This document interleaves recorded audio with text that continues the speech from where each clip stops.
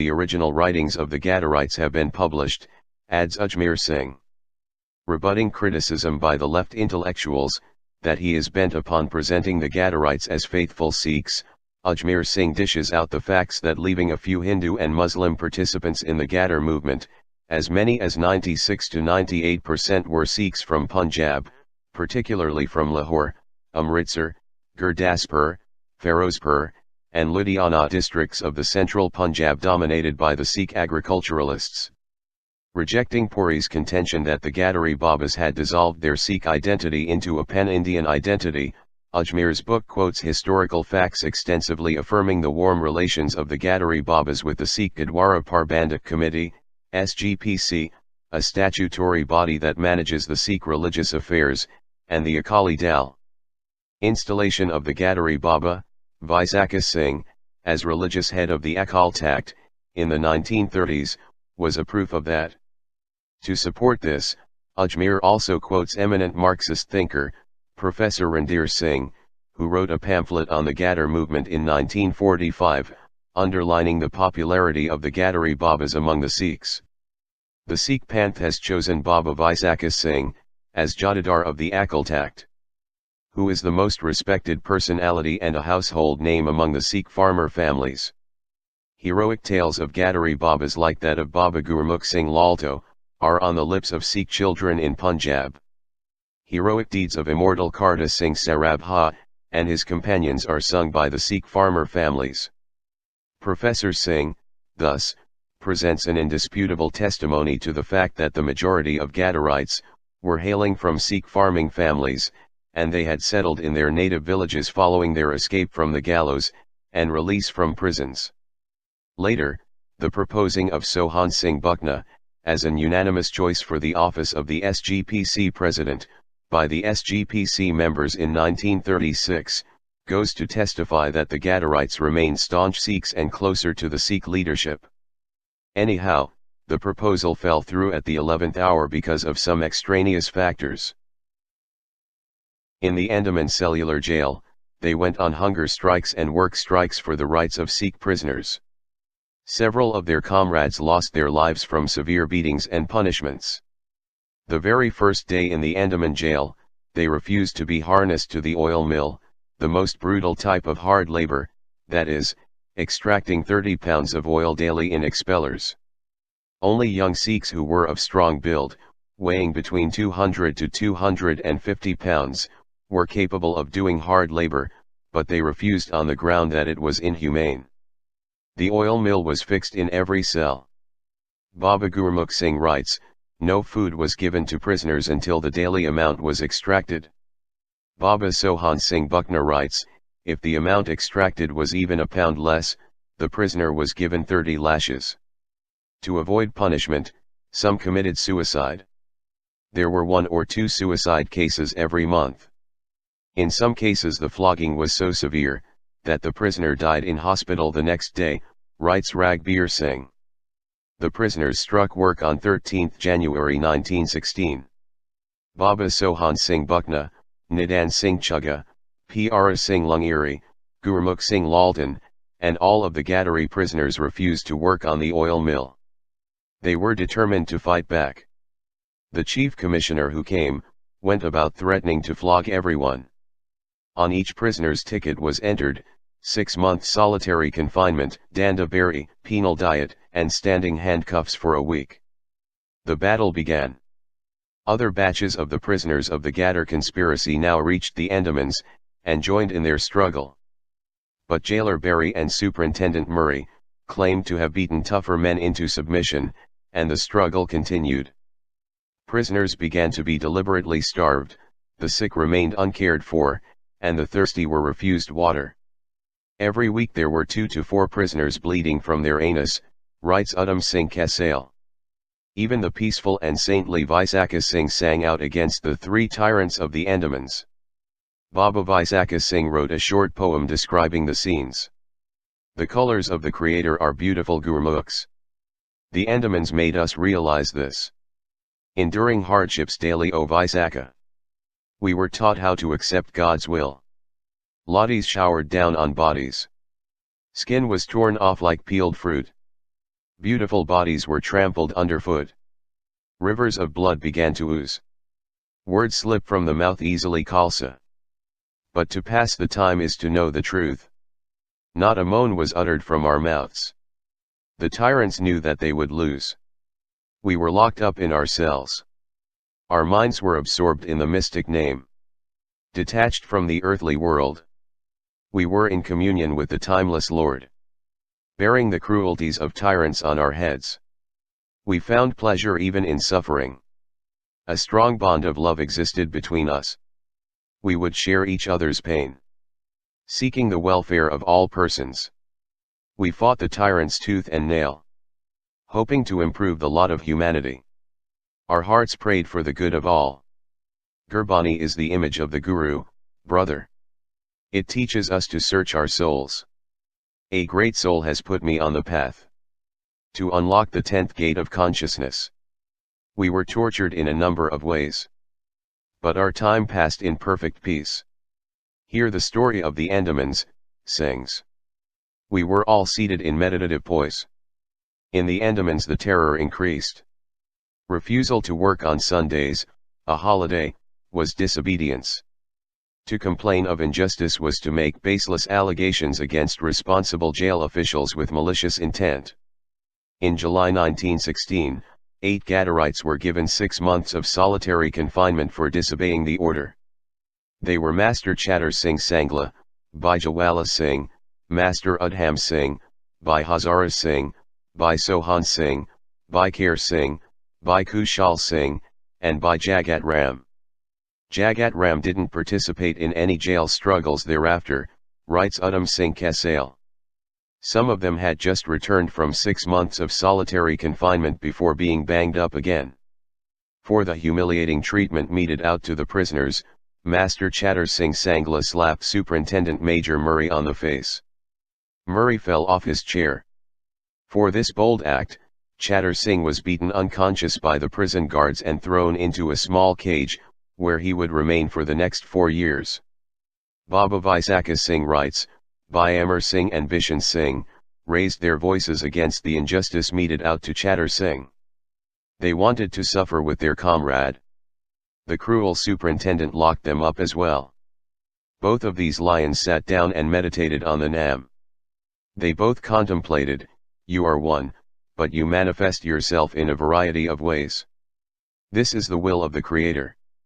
The washing of hair with an indigenous stuff in the absence of soap and tap water, was a breach of prison discipline. Punishment followed in each case, handcuffs and fetters, gunny clothes, solitary confinements, and bread and water became a part of their daily routine. The prisoners knew, that sturdy physiques had first been broken inside the prison, before they were flogged for non-fulfillment of their quota of hard labor. And they fought on all the more determined and all the more desperately. They had to drink salt water, or sea water to quench their thirst. The small latrine was kept shut most of the day and night. It only opened in the morning. The daily ration was, 10 ounces of bread, 14 ounces of rice, and 4 ounces of lentil soup. The food that was given was not fit for human consumption, and Baba Sohan Singh Bukna had to observe fast in protest against this many times. The guards would indulge in the usual treatment, force-feeding through the nostril, physical torture, and flogging.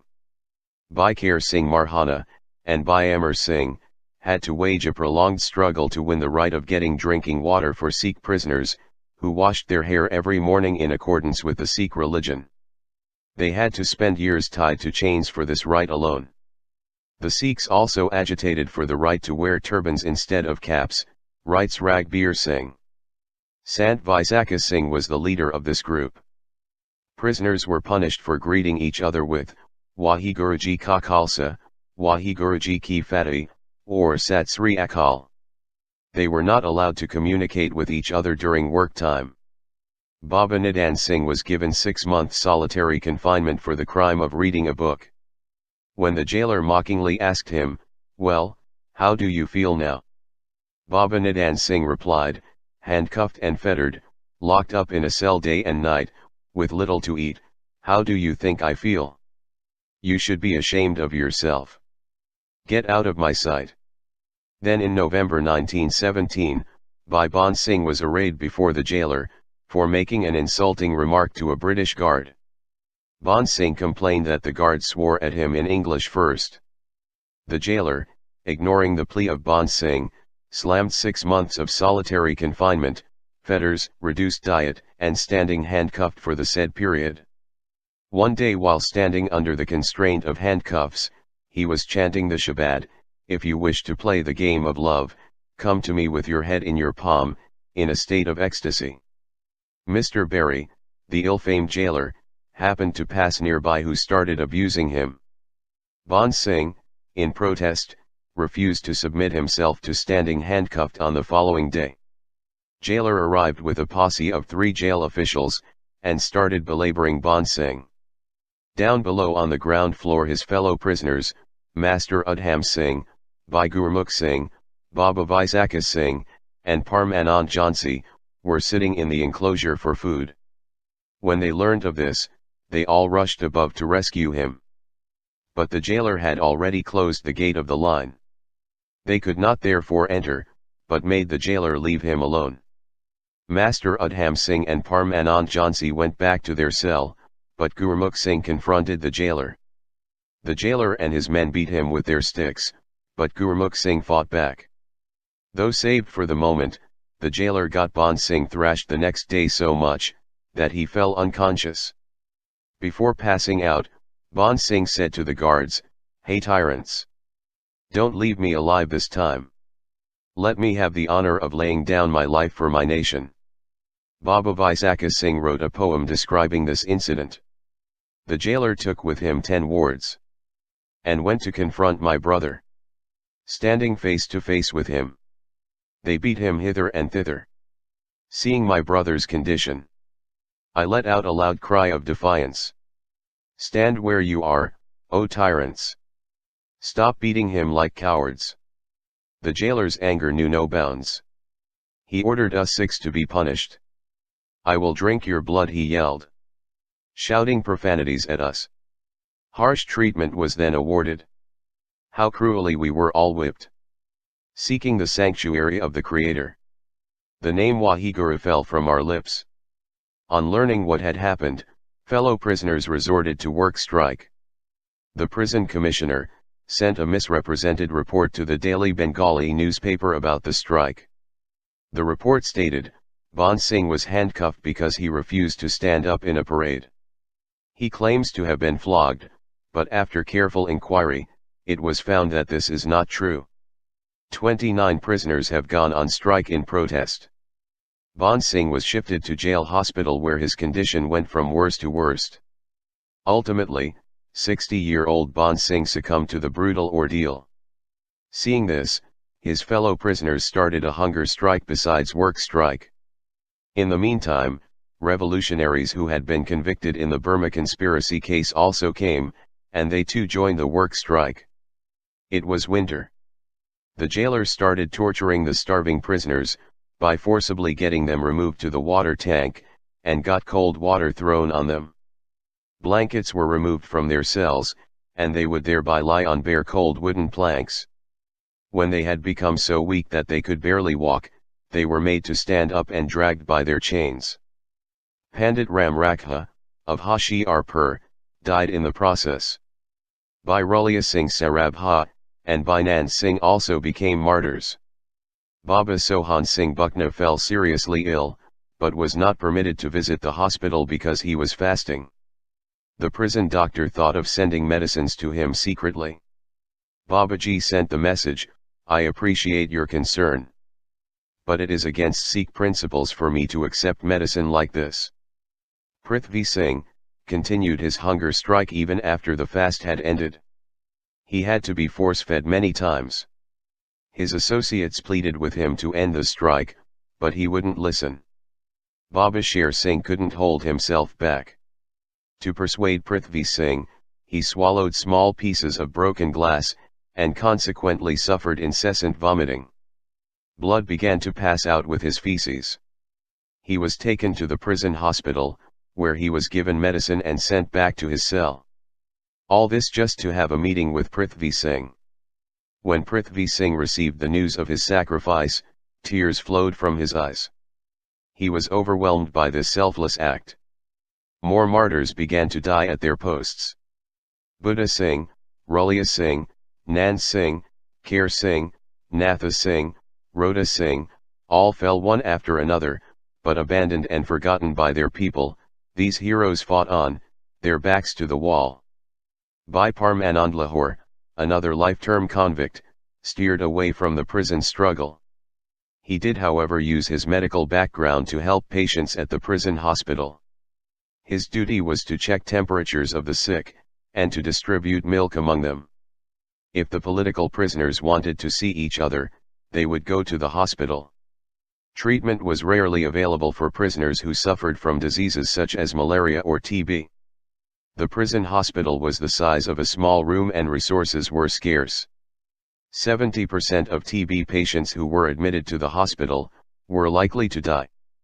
Bhai Nan Singh met his death this way. Thrice did Sohan Singh Buckner resort to hunger strike. Baba Jawala Singh lived imprisoned in cages for years, Roor Singh stood chained to the walls for weeks on end, and young Gurmukh Singh defied all these grueling tortures. Bhai Kala Singh and Bhai Roor Singh refused to stand up in a parade. For this they were handcuffed and fettered for 6 months. It became almost routine. Master Chatter Singh had spent 3 years inside a small cage in a pathetic condition. His condition became so critical, that he could only digest rice starch. His body had been reduced to bones. But this gaunt man never complained about his condition to anyone. On May 30, 1919, Baba Sohan Singh Buckner decided to take up his case. He was joined by Bhai Ajmer Singh and Bhai Bishan Singh. They went on strike once again. Jailer Berry began to tremble when a prisoner kicked him. Murray was also knocked down. After months of agitation, Murray removed Chatter Singh's fetters, but didn't release him from the cage. To everyone's relief, Jailer Berry, who had been humbled by the prisoners, was replaced by Mr. Miller. Berry fell ill and died from natural causes soon after he left the island. Months rolled by before Superintendent Major Murray was finally replaced by Major Barker. But Barker was no different from his predecessor. Baba Sohan Singh Buckner's threats of going on hunger strike had virtually no effect on the new superintendent. When the hunger strike was in its second month in August 1920, Barker used all his force to break it, but failed. Bhai Kesar Singh, Baba Jawala Singh and other political prisoners threatened to join Baba Sohan Singh in his fast, if Master Chatter Singh was not freed. On seeing the unity of the political prisoners, Major Barker relented and freed Chatter Singh from the cage, on November 28, 1920. When the good news was conveyed to Bhai Ajmer Singh, he was in deep meditation, and didn't like to be disturbed. Whenever he was absorbed in Waheguru's name, he refused to leave his meditations to stand up in parades or listen to anyone. He would say, "I am no one's slave. I will not do hard labor or stand in parades." There were moments of humor too. Baba Jawala Singh was known as the drum, and Bhai Sher Singh the elephant. He was given this name because he drank a bucket full of milk in one go. Sometimes they would race against each other in their shackles. Sometimes roll their clothes into a ball and play football. In 1919, Karta Singh Jabbar was arrested for anti-government protests following the Jallianwala Bagh massacre, and awarded a sentence in the Andaman jail. Here he met the Ghadar revolutionaries, and Kamagata Maru prisoners. On the night of June 27 to 28, Karta Singh Jabbar woke up at 2 a.m., and heard some convicts in the front barracks reciting Sukhamani Sahib. From another cell he heard Sri Japji Sahib being recited. He imagined this place to be a village of Gursikhs rather than a jail. He peeped through a ventilator towards another side, and heard Asar Divar being read. Jabbar realized that actually he was in Sachkhand, or realm of truth. But when he looked towards the door, he noticed the usual iron gate and the same dark dungeon. In the adjoining cell was a Muslim convict, Jala by name, from Jhelum district. Jabbar inquired of him about those reciting prayers. Jala replied, "They are by Sahibjis." Which Bhai Sahibjis? Jabbar asked. Baj Baj Wala Bhai Sahibjis, he replied, referring to the Baj Baj harbour, where the Kamagata Maru passengers were stopped by the British authorities. Hearing this reply, Jabbar greatly regretted the historic blunder of the caretaker of Darbar Sahib, Arur Singh, who had issued a distorted edict from Sri Akal Takht Sahib, that they were not devout Sikhs, who had bravely faced the British and police brutalities at Baj Baj harbour. After 5 months, Jabbar was transferred to No. 4 barrack. There he met Bhai Hardat Singh, and other Gursikhs from the Malwar region. After 2 months, he was sent to barrack No. 3. There he met Baba Nadan Singh of Chugga. He was very old, yet he would wash with a mug of water at 9 p.m., and begin reciting Gurbarni till 8 a.m., the following morning. He would not speak to anyone until he had performed his prayers. Extract from the Jeevani of Sardar Karta Singh Jabbar. In Urawada jail, they had to go on a prolonged hunger strike to win turbans for Sikh prisoners. There, as per jail rules, they were made to sport caps instead of turbans and Sikh breeches. When Baba Sohan Singh Buckna, Baba Kesar Singh Thatgar, and other Sikh prisoners resisted, they were forcibly disrobed. The prisoners went on hunger strike. For 6 months their hands were cuffed behind their backs. Their condition went from bad to worse, but not one of the Sikh prisoners wore a cap. On September 8, 1925, Baba Vaisakha Singh met them at Urawada jail, and gave them news about the ongoing Akali agitation. The prisoners were stirred by the sacrifices of the Akalis.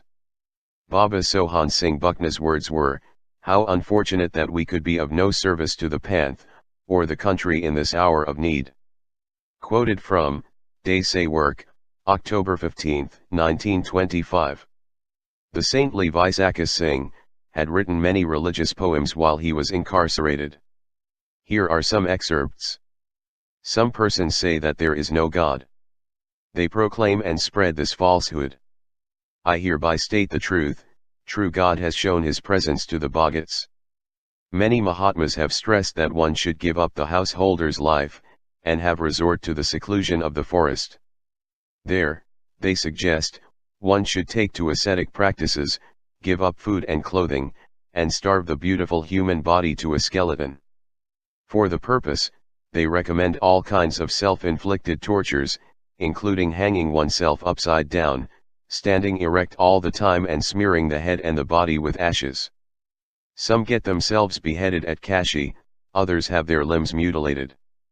Do not imagine that it is easy to have one's head removed in the name of God. But, hail Guru Nanak and the 10 Gurus, who have shown a lovely, glorious, and straight path, without fruitless self-tormenting of the body. No practice of self-mortification can destroy the snake of egoism. Live as a householder in the world, and follow the advice of the Gurus for earning your living by honest means, and for sharing your income with others. Live well and keep your body, house, and clothes neat and clean, remembering God all the time. Give good education both to your boys and girls. Be on your guard against the wiles of the ego self, and follow the way of Nam. The ego misleads you.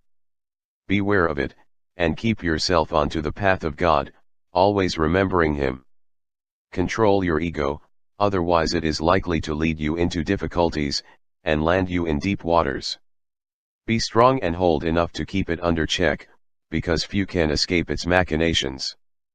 Practice your meditation and concentration, in order to keep the mind in tune with the Word of God, thereby hearing the unstruck music. If you keep your mind attuned to Waheguru, you will remain tranquil and in peace, and have no pain and suffering.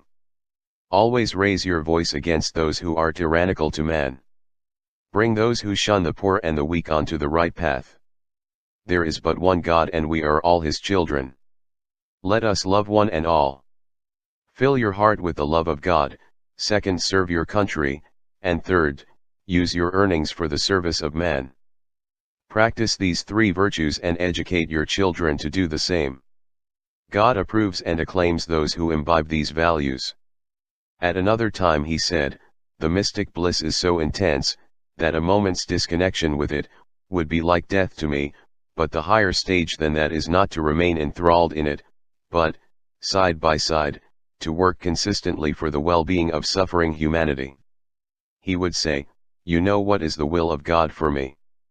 You also know that in doing political work, I am only carrying out His will, and not my own will, in wanting me to remain engrossed in mystic bliss and in doing missionary work. He also wrote the following poems on Sikh history. They carried away the wife of one Brahmin in Kasur.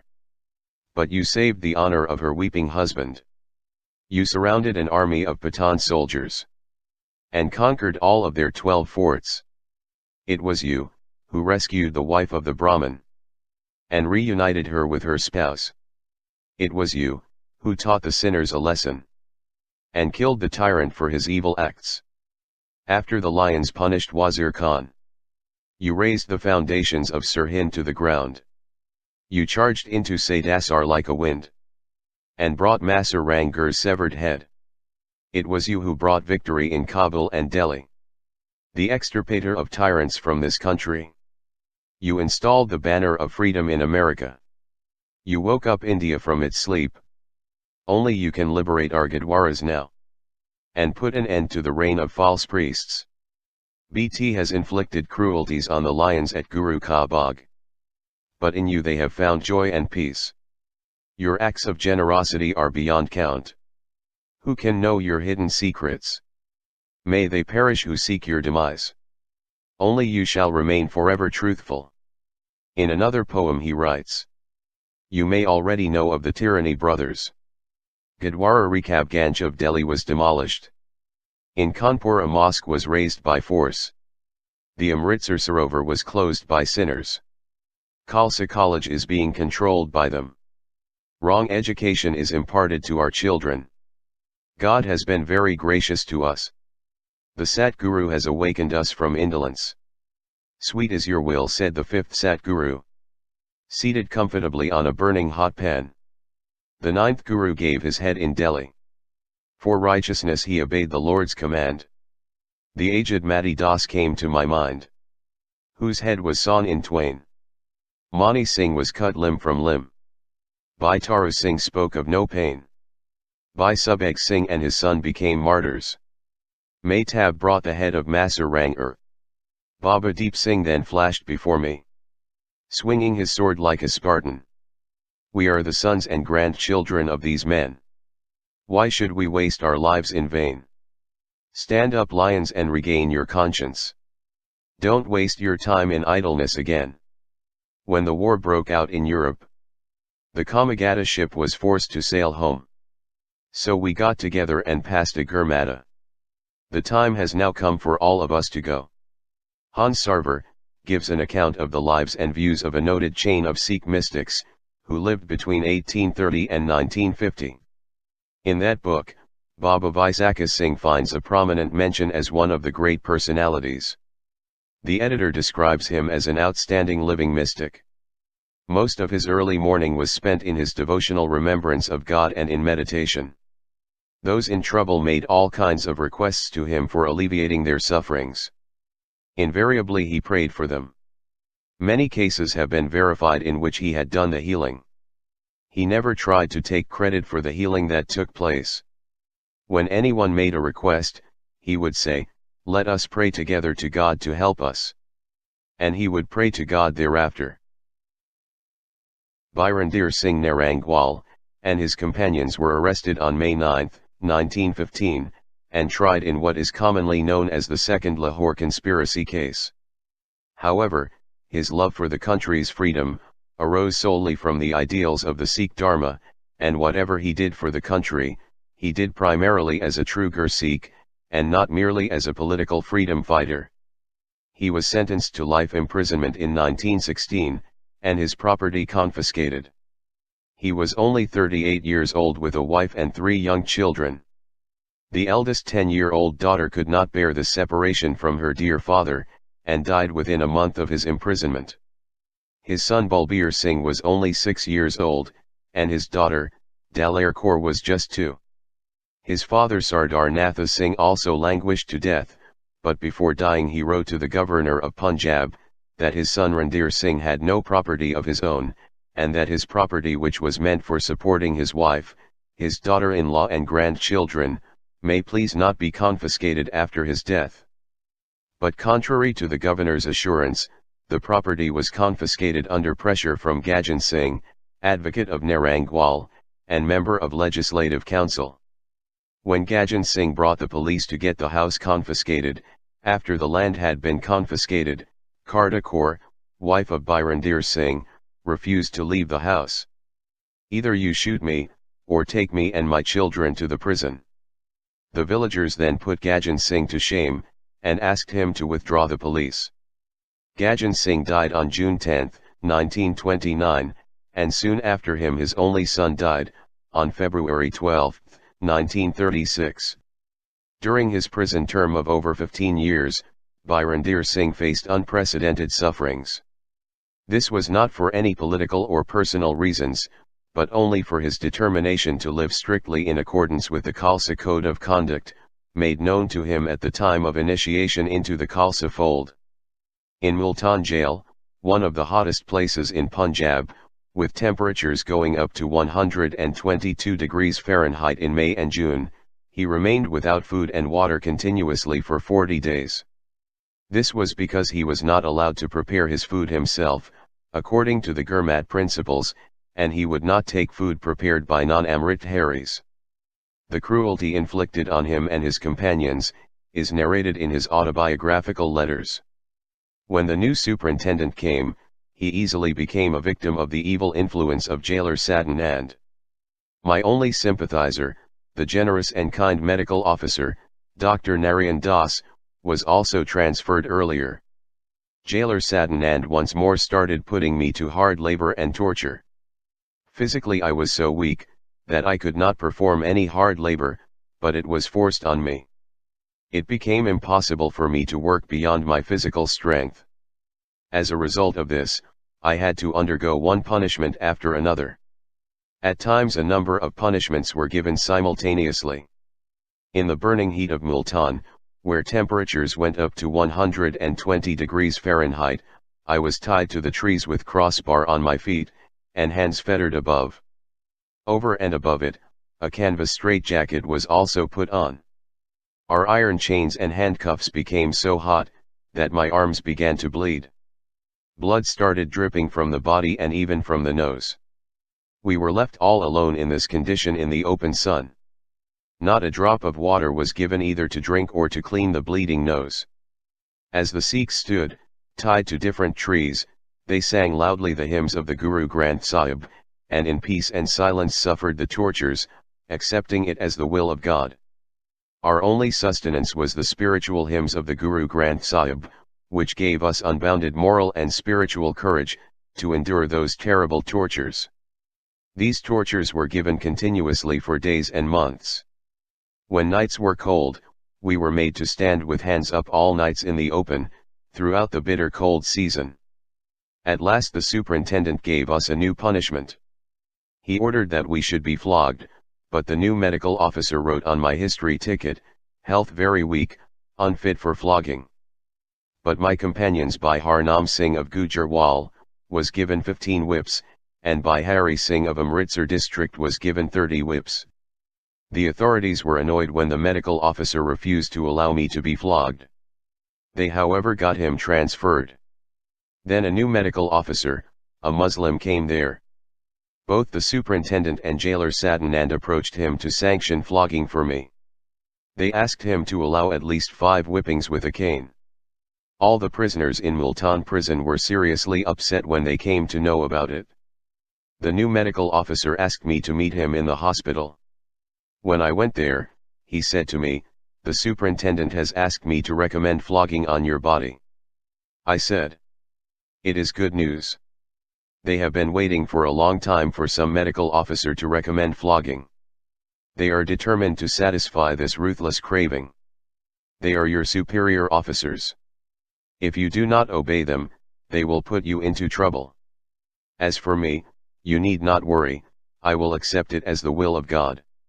It appears my body was made to endure such torture." The medical officer said, "I will certainly never do that. I am not going to favor anybody. I will only do justice. He then started examining my body very closely. After thorough examination for half an hour, he wrote on my history ticket, "Heart very weak, unfit for flogging, fit for light work only." At that time my heart was beating loudly with the rhythm of divine name and its music. The medical officer thought that my heartbeat was abnormal. When the medical officer wrote these words on the history ticket, the superintendent and jailer sat and felt terribly crushed. Out of anger, they made me stand in the open sun all day, and sometimes all night for another week. The body was now so weak and frail, that I was reduced to a skeleton. By the grace of Guru and by the constant meditation and singing of Gurbani, my spiritual strength and powers were at their highest pitch. Then came winter. Just as it is extremely hot in the hot season, Multan is extremely cold in the cold season. Day and night, biting cold wind was continuously blowing. Now they took away our canvas straitjackets and also our blankets. During the 3 extremely cold months of November, December, and January, we were made to stand all night with chains on our hands and feet, and with no clothes except a small underwear, and a little head cover. Sometimes we were made to sit all night on the cold floor. The inner warmth of divine songs and the divine name, was the only thing in which we merged our mind and soul, and spent the most bitterly cold months of the year. Our bodies became numb and lost all physical consciousness, but by the grace of God, we continuously recited and contemplated the Sukhmani, and the meditation of the divine name continued with unbroken concentration. Thus in that terrible agony, we did not feel the pain. In sorrow we knew no sorrow. Otherwise the freezing cold might have ended our lives in a few days. This is the brief account of our life in Multan jail, but the real story can be fully studied if my history sheet is copied word for word. I have briefly narrated the few things I remember. From Multan we went to Hazari Bagh. End of excerpt. Most of the convicts were transferred to Hazari Bagh prison, where they were made victims of police torture and maltreatment. In 1918, several Sikh prisoners belonging to the Ghadar party, escaped from Hazari Bagh prison by scaling its wall. But they were soon apprehended by the police and given severe punishment. Bhai Ajmer Singh, who was lodged in Hazari Bagh jail, gives a graphical description of the clash that took place between the police officers and the Sikhs in his autobiographical letters. Quote, "Excited with their courage and heroism, the prisoners jumped down from the top of the wall in hot haste, and all the 5 or 6 who did so, received very severe injuries on their feet. Some of them received such severe injuries that it was impossible for them to run. Others came down the wall a little cautiously. Bhai Ajmer Singh was the first to land safely on the ground. He had just landed, when 4 armed guards surrounded him and caught him. The wounded Sikhs could not bear the sight of arrest and beating of Ajmer Singh.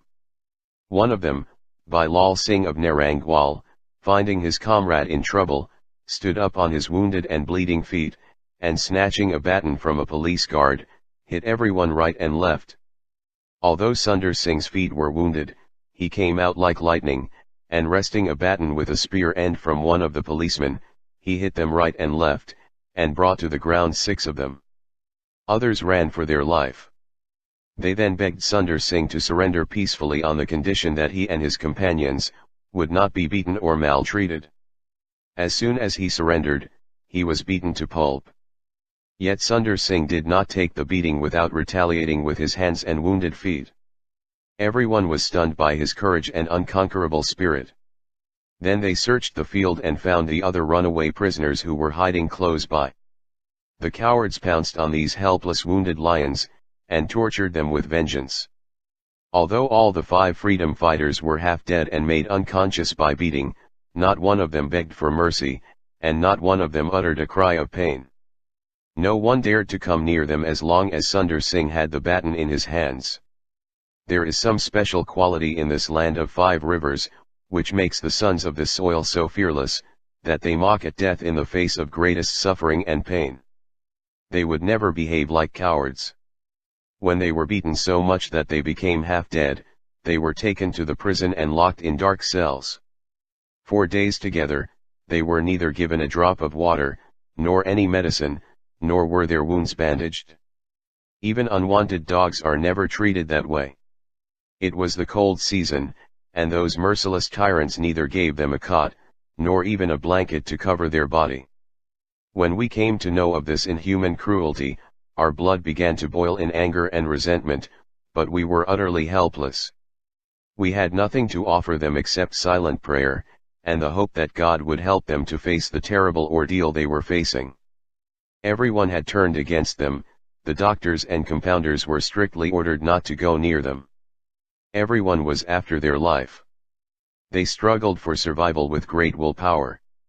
Without a morsel of food, and without a drop of water, they were left to starve and die of thirst. As a result of the ill treatment accorded to the runaway prisoners, Vadhavaram and the superintendent were both degraded and shunted out of the place. Although the runaway prisoners were further punished by 2 years' increase in their prison's term, they taught these two cruel officers a good lesson. 3 of them have not been arrested so far. They are, Sucha Singh, Tejas Singh, and Buddha Singh. 7 others had already been brought to the prison, wounded, and badly injured. 8 others surrendered after a month and a half, after showing the courage of daredevils. The adventures of these runaway prisoners form a thrilling tale. Bareheaded and without even a shirt, the only thing they had were 2 staffs picked up from the cremation ground.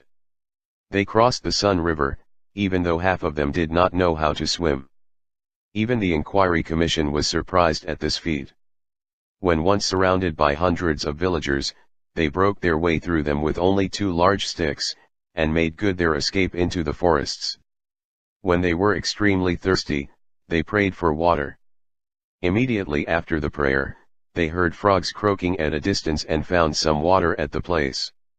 When others slept, one of them kept guard at night. A wild bear once came near them, and finding one Sikh, he came with a companion bear to fight him. When the bear returned, 2 Sikhs were awake. The bear went away, and now 4 of them came. Finding 4 Sikhs awake, then 8 of them came. Finding 8 Sikhs were ready to fight them, they went away and never came back. 4 days they wandered in the forest without a morsel of food. 2 of them reached Banaras. They split themselves into 3 small groups which added to their difficulties. Had they moved together, no one would have dared to face them. The police announced by the beat of the drum that they were dacoits, and thousands of people were sent after them to capture them. Armed with lathis, daggers, swords, spears, thousands of people surrounded these 3 unarmed, naked, starving Sikhs, Ganda Singh Nihang of Kapadkari, Inder Singh of Sheikh Dolat, and Arjan Singh of Jagron. And yet they did not surrender without giving a tough fight to the police and the crowd. The other group of 3, namely Bhai Dal Singh of Dudake, Bhai Gujar Singh Buckna, and Bhai Sajan Singh Narangwal, were similarly surrounded by a large armed police force and an angry crowd, who was told that they were dacoits. They snatched the arms and the lathis from the policemen, and fought for hours, beating everyone who came near them to pulp. The whole of Bihar and UP resounded with the stories of courage of these 6 Sikhs. At last an armed crowd of thousands closed upon them, and overpowered these brave patriots, who had not taken a morsel of food for weeks. They fought with fiery determination. After receiving many sword cuts, wounds from indiscriminate lathi charges, bleeding from head to foot, they fell unconscious on the ground. The valor and courage Bhai Gujar Singh showed at this moment, cannot be expressed in words. Daggers and swords had caused deep injuries on the whole of his body, and yet he fought till he became unconscious. Bhai Sajan Singh Narangwal writes, "Hail Guru Gobind Singh, and hail to the Guru Panth." The Singhs refused to be arrested without putting up a fight. In the conflict, Gujar Singh Buckna's jaw was ripped apart, and his knee was broken in 2 pieces. Bhai Inder Singh's knee was dislocated. We received many wounds. My arm had a deep cut. They were lifted on cots while I was dragged by ropes to Sasram Hospital. Even while these Sikhs were lying unconscious and half dead on the ground, no one came near them for fear that they might get up suddenly, and kill the first man they got hold of. They were brought in this precarious condition to the prison, and to everyone's surprise their wounds healed soon enough. Bhai Natha Singh Doon, and Hari Singh of Kakad, were arrested at Banaras and brought to the prison. A judicial inquiry was held, and all the runaway prisoners were convicted of breaking the jail. Although all the runaway prisoners were punished by the extension of their term of imprisonment by 2 years, Vadhavaram's treatment of the prisoners was condemned by the judges, and he was downgraded and severely censured. The Inspector General, Bhai Ajmer Singh, was also censured. The government took a serious note of his inability to handle the prisoners properly, by which he felt extremely humiliated. He avenged this humiliation by not giving either freedom or reduction of prison terms, which was sanctioned by the government for all political prisoners. One day Bhai Sajjan Singh, who was lodged in the adjacent cell, started reciting prayer, after taking his morning bath. Sadhu Radha Singh, who was on duty as sentry, came and informed me that Bhai Sajjan Singh's finger had been cut, and while he was reciting the prayer, the finger was bleeding. Sadhu Radha Singh was wonderstruck at what he saw. Bhai Sajjan Singh was quite unconscious of his bleeding finger, and his mind was concentrated in the blissful thoughts of the prayer. "Wonderful is the spiritual poise and achievement of the Sikhs," cried Sadhu Radha Singh. I interrupted Bhai Sajjan Singh's recitation at a point where he had just completed one hymn, and asked him, "Well brother, what is the matter? How did it happen?" "Oh, it is nothing," he replied, and continued the recitation. Sadhu Radha Singh brought to me the fingertip that had been cut away from his hand, to show me how serious the matter was. I asked him to attach the finger piece to his hand. When he tried to do so, Sajjan Singh refused, saying, "Such is the will of God. You need not worry about it anymore. It has remained cut off for a long time." Thus he disobeyed what I asked him to do. Over and above this, he applied oil to the cut end of the finger instead of keeping it clean with water till some medicine was applied. First his hand, and then his arm became septic. The swelling spread all over his arm, and the whole arm became an inflated balloon. The matter was at once reported to the hospital. A new superintendent had just joined the office. He was an expert surgeon from the Indian Medical Service. His name was Dr. Frederick. He also performed the duties of a medical officer. He was known to be a very efficient physician and surgeon. As soon as he examined Bhai Sajjan Singh, he ordered that he should be taken to the hospital. I particularly requested him to make a special effort to treat Bhai Sajjan Singh. Some of us even agreed to accompany Sajjan Singh to nurse him, but Dr. Frederick assured us that he would take good care of Bhai Sajjan Singh. He did not even wait to inquire how the finger was cut, because he thought that the inquiry might obstruct or delay immediate treatment that was necessary. In the evening, the assistant surgeon came and informed me that the condition of Bhai Sajjan Singh's arm had worsened. There was a danger of the infection spreading to the rest of his body. Another surgeon had been invited from the civil hospital for consultation. The whole medical board of expert surgeons had decided that the arm should be amputated. As there was no other way out, the amputation of the arm was likely to take place the next morning. I sent this sad news to all the comrades. It was decided that early the next morning, everyone would recite Japji 5 times, and pray for Bhai Sajjan Singh, which everyone did. After I completed the recitation of Japji 5 times next morning, I felt an inner urge to say the congregational prayer, the Ardasa. It was a silent Ardasa which was performed without informing anyone. I prayed in the Ardasa that Bhai Sajjan Singh's arm may not be amputated, and if he was cured, he would offer Kara Prasad at the Golden Temple, as soon as he was released. This was the first time in my life that I performed such an Ardasa. I did it unconsciously. I did not have it in mind even a few minutes earlier. And this is what happened on the other side in the hospital. The physicians, the saints of God, have gathered together. The treatment is hopeful and effective. Because God Himself is a witness to the healing. Lo, the patient is rid of all sins, maladies, and sorrows. Guru Arjan, Funye. The doctors were now around Sajan Singh, who lay absorbed in silent prayer, ready for amputating his arm.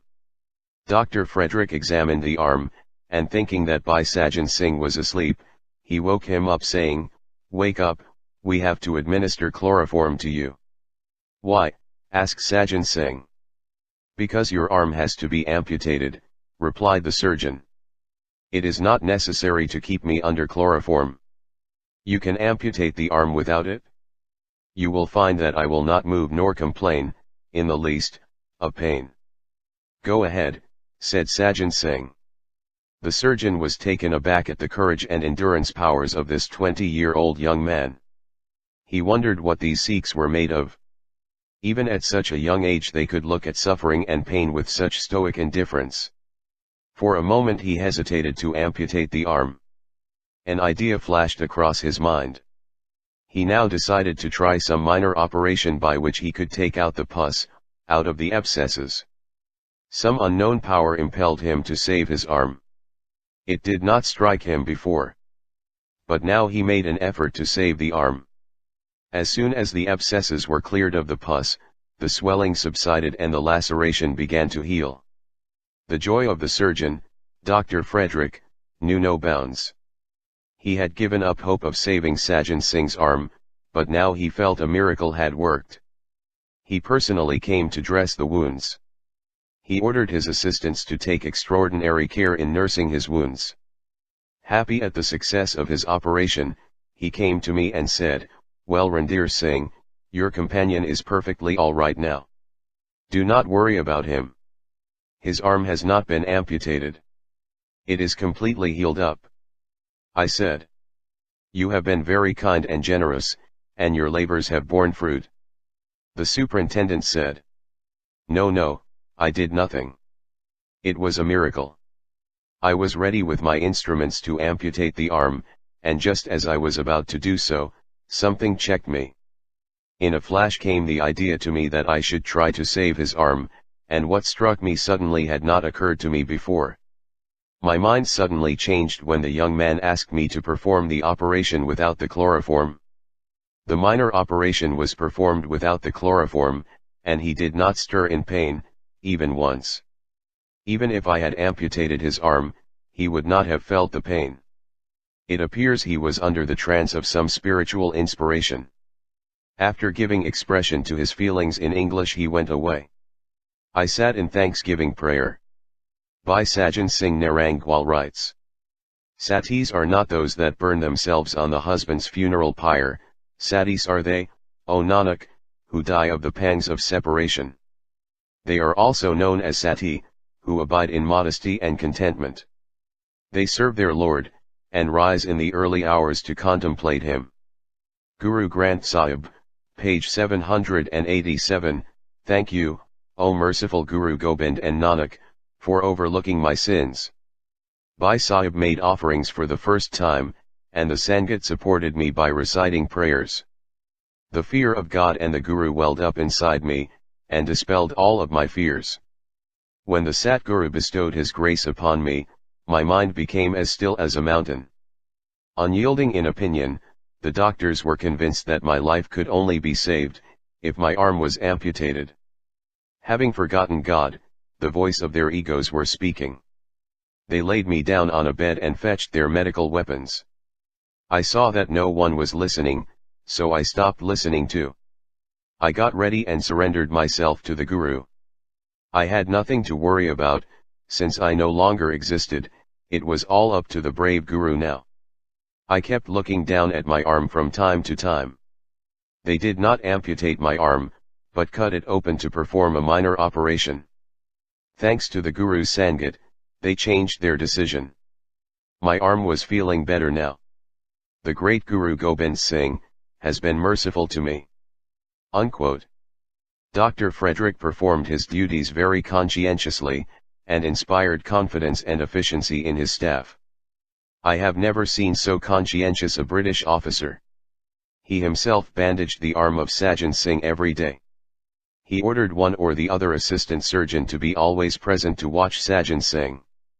They had to remain with him for 2 hours by turn. Even at night his assistants had to be present near the patient. He worked even on Sundays, and every night he came to see Sajan Singh at least once. We expressed our grateful thanks to him for his sympathies in so many words. End of excerpt. Work on 13 January 1916. Baba Sohan Singh Buckna, Nidan Singh Chugga, Pyara Singh Lungiri, Gurmukh Singh Laltan, and all of the Ghadari prisoners refused to work on the oil mill. They were determined to fight back. The chief commissioner who came, went about threatening to flog everyone. On each prisoner's ticket was entered, 6-month solitary confinement, danda bari, penal diet, and standing handcuffs for a week. The battle began. Other batches of the prisoners of the Ghadar conspiracy now reached the Andamans, and joined in their struggle. But jailer Berry and Superintendent Murray, claimed to have beaten tougher men into submission, and the struggle continued. Prisoners began to be deliberately starved, the sick remained uncared for, and the thirsty were refused water. Every week there were 2 to 4 prisoners bleeding from their anus, writes Udham Singh Kasail. Even the peaceful and saintly Vaisakha Singh sang out against the 3 tyrants of the Andamans. Baba Vaisakha Singh wrote a short poem describing the scenes. The colors of the Creator are beautiful Gurmukhs. The Andamans made us realize this. Enduring hardships daily, O Vaisakha. We were taught how to accept God's will. Lathis showered down on bodies. Skin was torn off like peeled fruit. Beautiful bodies were trampled underfoot. Rivers of blood began to ooze. Words slip from the mouth easily, Khalsa. But to pass the time is to know the truth.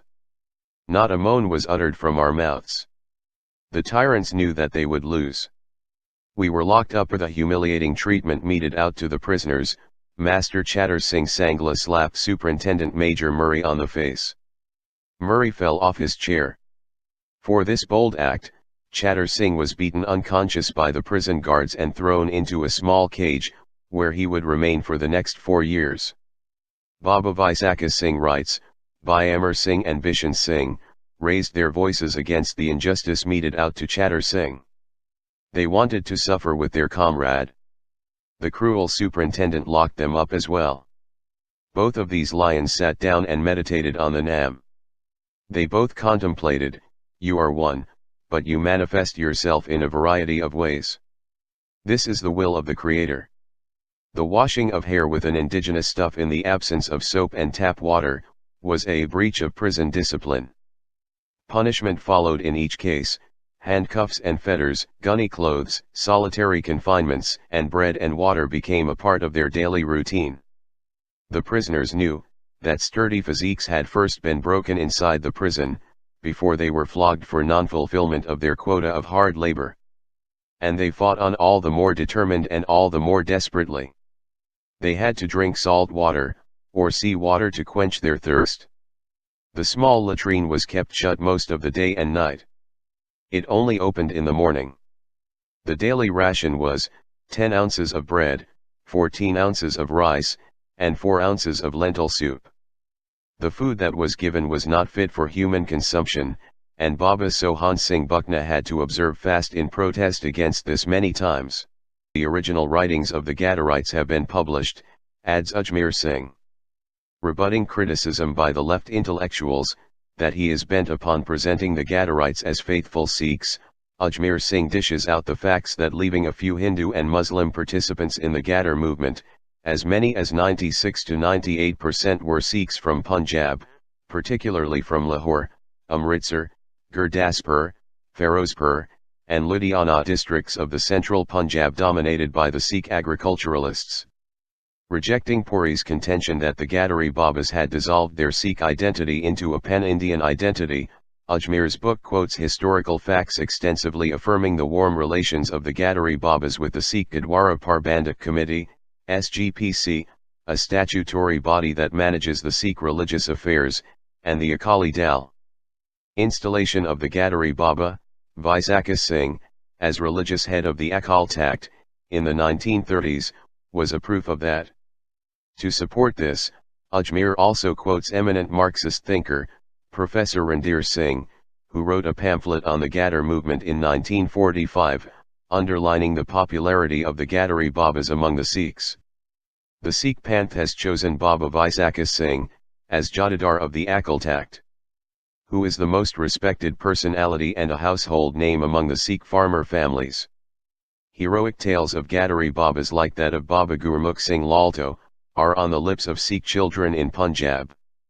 Heroic deeds of immortal Karta Singh Sarabha and his companions are sung by the Sikh farmer families. Professor Singh, thus, presents an indisputable testimony to the fact that the majority of Ghadarites were hailing from Sikh farming families, and they had settled in their native villages following their escape from the gallows and release from prisons. Later, the proposing of Sohan Singh Buckna as an unanimous choice for the office of the SGPC president by the SGPC members in 1936, goes to testify that the Ghadarites remained staunch Sikhs and closer to the Sikh leadership. Anyhow, the proposal fell through at the 11th hour because of some extraneous factors. In the Andaman Cellular Jail, they went on hunger strikes and work strikes for the rights of Sikh prisoners. Several of their comrades lost their lives from severe beatings and punishments. The very first day in the Andaman jail, they refused to be harnessed to the oil mill, the most brutal type of hard labor, that is, extracting 30 pounds of oil daily in expellers. Only young Sikhs who were of strong build, weighing between 200 to 250 pounds, were capable of doing hard labor, but they refused on the ground that it was inhumane. The oil mill was fixed in every cell. Baba Gurmukh Singh writes, no food was given to prisoners until the daily amount was extracted. Baba Sohan Singh Buckna writes, if the amount extracted was even a pound less, the prisoner was given 30 lashes. To avoid punishment, some committed suicide. There were 1 or 2 suicide cases every month. In some cases the flogging was so severe that the prisoner died in hospital the next day, writes Raghbir Singh. The prisoners struck in our cells. Our minds were absorbed in the mystic name. Detached from the earthly world, we were in communion with the timeless Lord. Bearing the cruelties of tyrants on our heads, we found pleasure even in suffering. A strong bond of love existed between us. We would share each other's pain, seeking the welfare of all persons. We fought the tyrants tooth and nail, hoping to improve the lot of humanity. Our hearts prayed for the good of all. Gurbani is the image of the Guru, brother. It teaches us to search our souls. A great soul has put me on the path to unlock the 10th gate of consciousness. We were tortured in a number of ways, but our time passed in perfect peace. Hear the story of the Andamans, sings. We were all seated in meditative poise. In the Andamans the terror increased. Refusal to work on Sundays, a holiday, was disobedience. To complain of injustice was to make baseless allegations against responsible jail officials with malicious intent. In July 1916, 8 Ghadarites were given 6 months of solitary confinement for disobeying the order. They were Master Chattar Singh Sangla, Bhai Jawala Singh, Master Udham Singh, Bhai Hazara Singh, Bhai Sohan Singh, Bhai Khair Singh, Bhai Kushal Singh, and Bhai Jagat Ram. Jagat Ram didn't participate in any jail struggles thereafter, writes Udham Singh Kasail. Some of them had just returned from 6 months of solitary confinement before being banged up again.